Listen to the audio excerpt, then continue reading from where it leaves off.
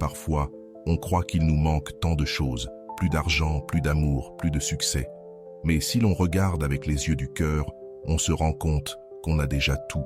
Le bouddhisme ne t'enseigne pas à chercher à l'extérieur, il t'invite à te réveiller à ce qui est déjà là. Et quand tu remercies, ta vie change. Car là où il y a de la gratitude, il y a de la plénitude. La comparaison, ce poison qui te murmure « je n'ai pas ». Souvent, on passe à côté de ce qu'on a déjà. On s'habitue si vite à ce qui nous entoure qu'on cesse de le valoriser. Se lever le matin, respirer sans difficulté, avoir un toit, un repas chaud, un corps qui fonctionne. Ce sont des choses simples, mais essentielles. Et quand on oublie de les remercier, on cesse de les voir. Nous vivons dans une société qui pousse constamment à vouloir plus. Plus de reconnaissance, plus de réussite, plus d'apparence. Mais le bouddhisme rappelle que le vrai malheur naît justement de ce désir incessant. La paix ne vient pas quand on obtient ce qu'on veut, elle vient quand on apprend à aimer ce qui est déjà là. Ce n'est pas se résigner, c'est regarder avec plus de conscience. C'est reconnaître que beaucoup de ce que nous prenons pour acquis sont en réalité des petits miracles. Le problème, ce n'est pas ce qui manque, c'est le manque d'attention envers tout ce qui est déjà là. Quand on commence à entraîner le regard intérieur, tout change. Ce qui était banal devient précieux. Le corps qui te porte, la nourriture dans ton frigo, le silence de ta chambre, la lumière qui entre par la fenêtre, la capacité de penser, d'aimer, de créer, tout ça est là. Et cela l'a toujours été. Tu ne le regardais simplement pas. La gratitude, c'est ce réveil, c'est revenir au présent sans rien lui exiger. C'est prendre conscience que, même s'il y a de la douleur ou des épreuves, il y a aussi de la beauté, du soutien, des signes constants que tu es vivant, que ta vie a un sens. Quand tu te connectes à cette vision, tout se réaligne. Tu arrêtes de courir après ce qui manque et tu commences à avancer avec ce que tu as. La pression baisse, l'esprit s'apaise. Et au lieu de vivre dans l'urgence, tu commences à vivre avec profondeur. Il n'est pas nécessaire que tout change pour se sentir bien. Parfois, il suffit simplement d'ouvrir les yeux et de voir ce qui a toujours été là. Le miracle quotidien, la simplicité qui transforme tout. La comparaison constante est l'une des sources les plus silencieuses de mal-être. On mesure notre vie avec la règle des autres. On regarde ce que les autres possèdent, ce qu'ils montrent, et on commence à croire que notre vie est insuffisante, qu'il nous manque quelque chose, qu'on est en retard. Les réseaux sociaux ont amplifié ce poison. Ils nous exposent à une réalité filtrée, soigneusement maquillée, pour paraître parfaite. Et nous, sans réfléchir, nous comparons cette vitrine artificielle à notre vie réelle, à nos doutes, nos journées grises, nos fragilités. Le bouddhisme rappelle que la souffrance ne vient pas toujours de ce qui se passe, mais de la manière dont nous l'interprétons. En vivant dans la comparaison, nous nous déconnectons de nous-mêmes. On oublie notre propre histoire, nos victoires, nos efforts, absorbés par le chemin des autres. Chacun a son rythme, son processus, ses apprentissages. La vie n'est pas une course ni une vitrine. Il ne faut pas arriver premier, ni être le plus brillant ou le plus riche. Ce qui compte, c'est d'être en paix. Quand tu te compares, tu perds ton pouvoir. Au lieu de bâtir depuis l'intérieur, tu poursuis une illusion extérieure. Et plus tu poursuis cette image, plus tu t'éloignes de toi-même. Tu te sens vide. Mais quand tu lâches ce besoin de tout mesurer, tout s'allège. Tu commences à voir la valeur de ce que tu as, à mieux comprendre ton propre parcours, à réaliser tout ce que tu as déjà traversé et tout ce que tu as grandi. Tu te souviens de chaque chute, de chaque moment où tu t'es relevé. C'est là que naît la gratitude, lorsque tu cesses de regarder avec envie et que tu commences à regarder avec reconnaissance. Tu ne penses plus « je n'ai pas ça ». Tu ressens « quelle chance d'avoir cela ». Et même si rien n'a changé à l'extérieur, tout change à l'intérieur. Dire merci, même à la douleur, ce qu'elle t'a enseigné. Il y a des choses simples qui soutiennent toute une vie. Respirer sans effort, ouvrir le robinet et avoir de l'eau chaude, qu'on te demande comment tu vas, avoir du pain sur la table, se réveiller chaque matin avec un corps prêt à continuer. Ces choses, si discrètes, sont en réalité des miracles silencieux. Mais parce qu'elles ne font pas de bruit, on ne les remarque plus. Jusqu'au jour où la vie nous secoue, quand la santé manque, quand on perd un être cher, tout ce qui semblait ordinaire se révèle précieux. Le bouddhisme nous invite à revenir à l'essentiel, à ne rien prendre pour acquis, à trouver de la profondeur dans ce qui paraît ordinaire. Chaque chose autour de toi est le résultat d'un enchaînement de causes, d'efforts, de circonstances qui te permettent de vivre ce moment. Parfois, on attend que la vie nous surprenne avec de grandes choses. Mais la vraie gratitude ne naît pas de l'extraordinaire. Elle pousse dans la simplicité, une gorgée de café, le silence de la nuit, un message inattendu, un corps qui guérit, un éclat de rire soudain, le repos d'un sommeil paisible. Quand tu entraînes ton regard à voir cela, un basculement se produit à l'intérieur. Ce qui semblait insignifiant devient touchant. Ce qui semblait peu devient abondant. Non pas parce que tu as reçu davantage, mais parce que tu as appris à voir avec plus de clarté. Vivre dans la gratitude, c'est vivre éveillé.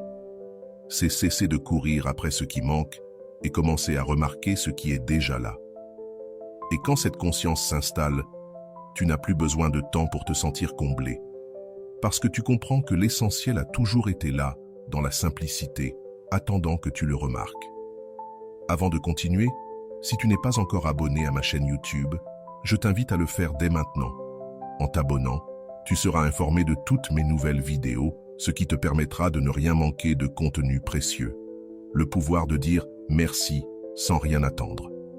Il y a des instants dans la vie que tu n'as pas choisis, des trahisons, des maladies, des pertes, des périodes sombres où tout semble s'effondrer. Dans ces moments, le chagrin occupe tout, il brouille tout. Il est difficile de voir du bon dans ce qui fait mal, mais le temps, quand il est vécu avec conscience, a une capacité miraculeuse. Il transforme la souffrance en compréhension. Et le bouddhisme le sait. Il ne s'agit pas de nier la douleur, ni de faire semblant que tout va bien.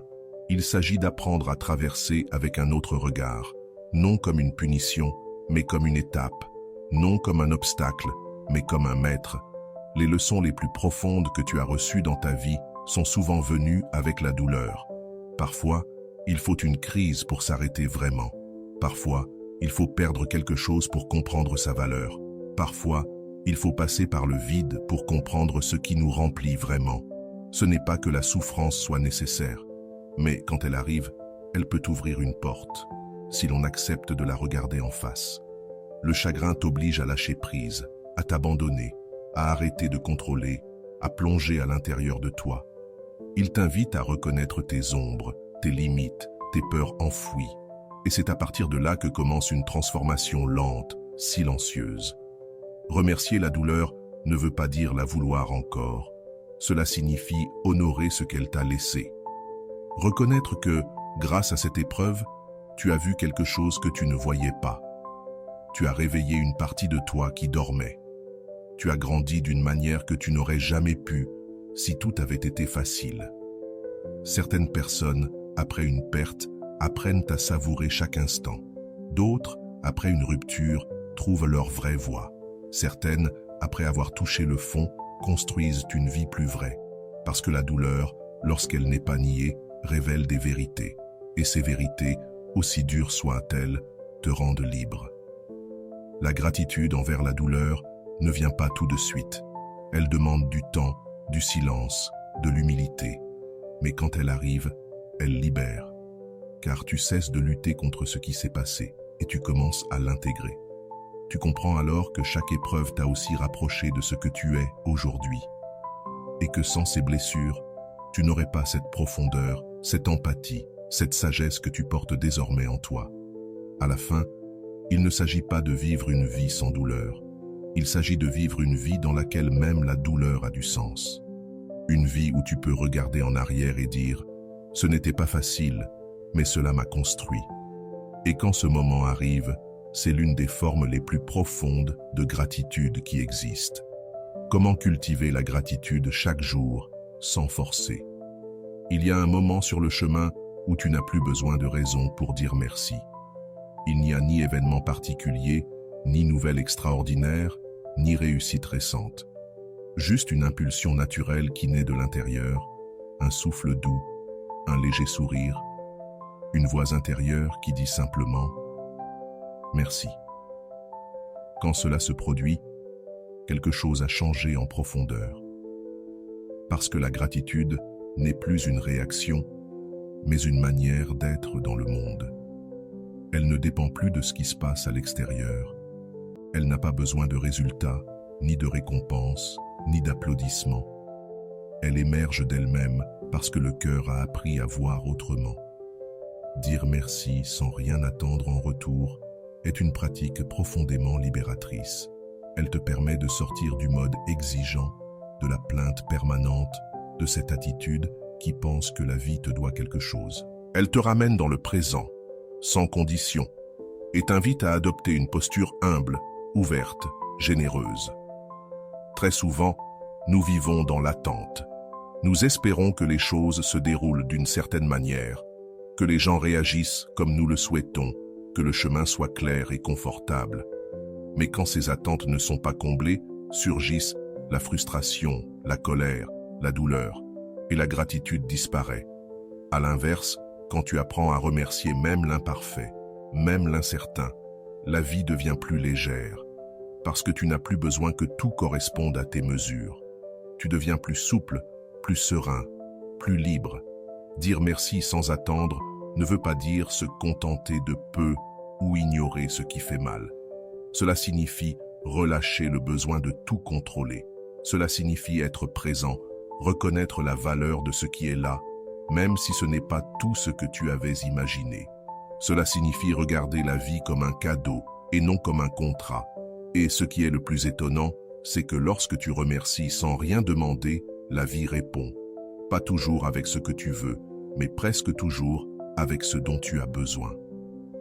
Parce que la gratitude ouvre des portes que la plainte garde fermées. Parce que ce que tu apprécies grandit. Parce que ce que tu honores se multiplie.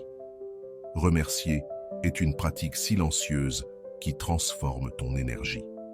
C'est une manière de prier sans mots, d'élever ta vibration, de t'aligner avec ce que le bouddhisme appelle l'esprit éveillé, celui qui n'a pas besoin que le monde soit parfait pour y trouver la paix. Et ainsi, jour après jour, sans bruit, la gratitude devient ton refuge, ton socle, ta façon naturelle d'habiter le moment. Et quand tu arrives là, tu n'as plus besoin de rien d'autre. Parce que tu as compris qu'il ne s'agit pas d'avoir tout, mais de savoir voir ce qui est déjà là. Comment cultiver la gratitude au quotidien, sans forcer? La gratitude n'est pas une émotion qui surgit soudainement comme un orage. C'est plutôt une graine que l'on entretient en silence, jour après jour, jusqu'à ce qu'elle commence à germer sans même que tu t'en rendes compte. Mais pour cela, il faut une intention. Il faut s'arrêter, ne serait-ce que quelques minutes par jour, et regarder les choses autrement. Il ne s'agit pas de se forcer à être positif, ni de répéter des phrases creuses. Il s'agit d'apprendre à observer avec plus d'attention. La gratitude ne s'impose pas, elle s'éveille. Et comme tout ce qui s'éveille, elle a besoin d'espace. Une manière simple de commencer, c'est en fin de journée. Pas besoin d'écrire un journal ou de suivre des rituels compliqués.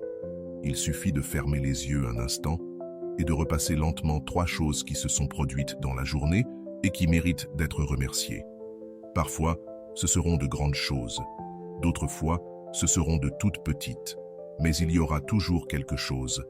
Une belle conversation, un café chaud, une chanson apaisante, une nouvelle idée, un signe, une caresse, une opportunité, un apprentissage.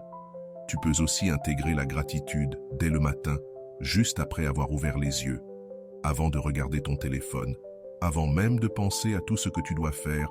Prends un instant pour reconnaître simplement le fait d'être en vie, de respirer, d'avoir une nouvelle journée devant toi, de pouvoir recommencer.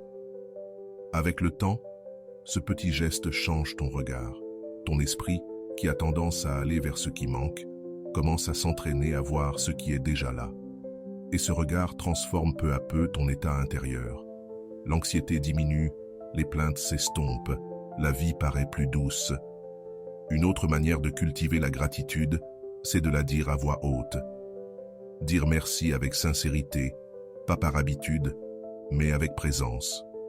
À ceux qui t'écoutent, à ceux qui t'attendent, à ceux qui t'aident, à ceux qui sont là. Même à toi-même, pour ne pas avoir abandonné, pour avoir continué, pour être encore là. Et si un jour tu ne ressens pas de gratitude, c'est aussi parfaitement acceptable. Ce n'est pas une obligation, ni une exigence. Il ne s'agit pas de forcer des émotions qui ne sont pas là. Il s'agit de les accueillir quand elles surgissent et de t'accompagner avec douceur quand elles ne viennent pas. Le chemin de la gratitude, c'est cela. Une pratique silencieuse, quotidienne, réelle. Elle n'a pas besoin de spectacle. Elle ne dépend pas que tout aille bien. Elle naît de l'art de regarder la vie comme si c'était la première fois. Parce que quand tu apprends à regarder ainsi, le quotidien devient sacré. Et vivre devient en soi une façon de dire merci. La gratitude comme éveil spirituel. Au cœur du bouddhisme, il n'y a ni dogme ni promesse magique. Il y a une invitation à s'éveiller, à regarder la vie telle qu'elle est, sans fioriture, sans résistance. Et dans ce regard profond, tu découvres que le plus grand acte spirituel n'est pas de tout comprendre, mais de tout remercier. Parce que lorsque tu remercies, quelque chose en toi s'ouvre. L'esprit cesse de s'agripper, le corps se détend, le jugement s'apaise. Tu n'attends plus que la vie change, tu la vis. Tu dis « ceci est suffisant ». Et de là, de cette acceptation aimante, naît la véritable transformation. Tu n'as pas besoin d'une grande illumination pour te sentir comblé. Parfois, le véritable éveil survient dans les choses les plus simples. Une promenade sans but, une conversation sincère, un après-midi quelconque où, pour une raison inconnue, ton cœur se sent en paix. À cet instant-là, sans bruit, sans effort, tu sens que tout est à sa place. La gratitude, quand elle est profonde, ne dépend pas de l'extérieur. Elle va au-delà de ce que tu as ou de ce que tu n'as pas. Elle devient une attitude intérieure, une présence douce qui accompagne chaque geste. C'est une manière de marcher, de respirer, de regarder. C'est un silence qui dit « oui » à ce que la vie apporte, même lorsque tu ne comprends pas tout. Et cela, en essence, c'est l'éveil. Pas un état idéal, lointain ou parfait, mais une manière d'être ici, maintenant, avec les yeux ouverts et le cœur prêt. Une manière de vivre sans fuir, sans exiger, de revenir au présent comme on revient chez soi. Quand tu vis dans la gratitude, tout devient plus clair. Les moments difficiles ne disparaissent pas, mais ils cessent de t'écraser. Les réussites ne te gonflent plus d'orgueil, car tu n'as plus besoin d'elles pour te sentir précieux, et ce quotidien que tu ignorais parfois devient suffisant. Dans cet état, tu ne poursuis plus le bonheur, tu l'incarnes. Tu vis de l'intérieur en paix, avec ce qui est, avec ce que tu es, avec ce qui a été et ce qui sera. Sans lutte, sans plainte, juste avec présence et reconnaissance.